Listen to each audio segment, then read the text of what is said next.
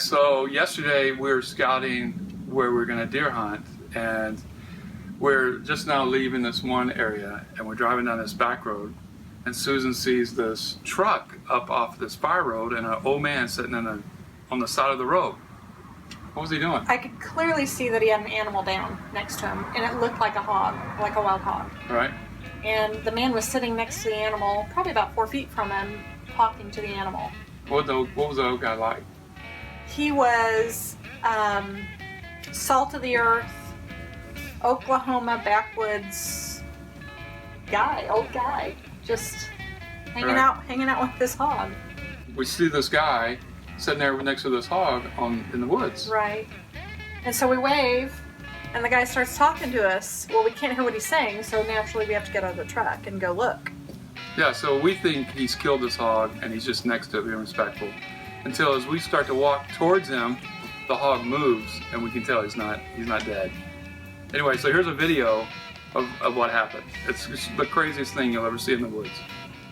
I wonder if he's been shot and we're just not seeing it. I figured the only blood that I found so far, but I'm afraid, I'm not going to try to make him roll him over because, like when I give him this water out of this bottle, he was like he was drinking the water, but he just biting at the same time. Yeah, he's been shot, I bet. Yeah, he probably weighed 300. And he's a big boy or girl, whichever. What's your name?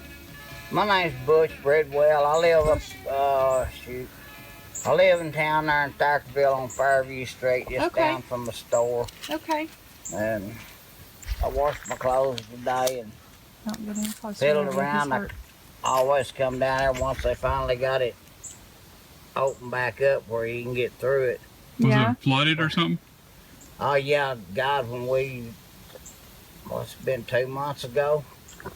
This whole road, I ended up losing my back windshield and my 2 side glasses by getting stuck and people trying to pull me out. And the chain busted my back glass. And oh, wow.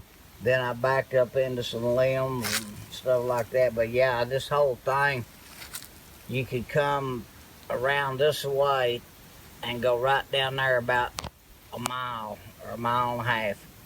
You come around the other way from Thackerville, and you could only go like a mile. And then the whole road was covered all the way down.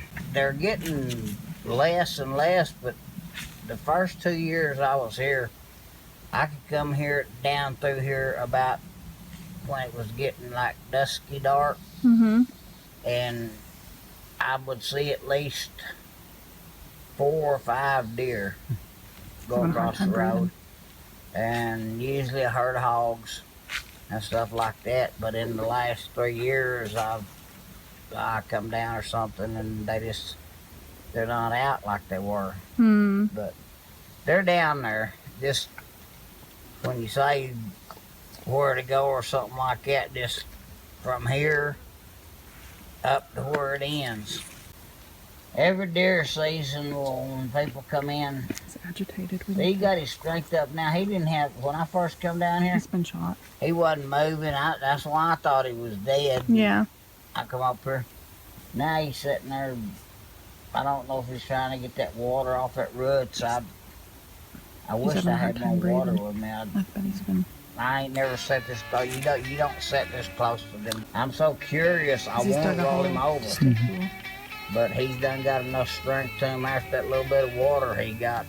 He's moving his head and stuff like that. It wouldn't take him like a second. I'd be trying to push him over and he'd reach around and grab me by the arm. Yeah, and we know how mean they can be. So the only reason he's laying here is to, like, say he's either shot or he's sick. Yeah, one of the two. But neither one of them's good when you're dealing with one of those boys. He ain't trustworthy, that's the damn truth.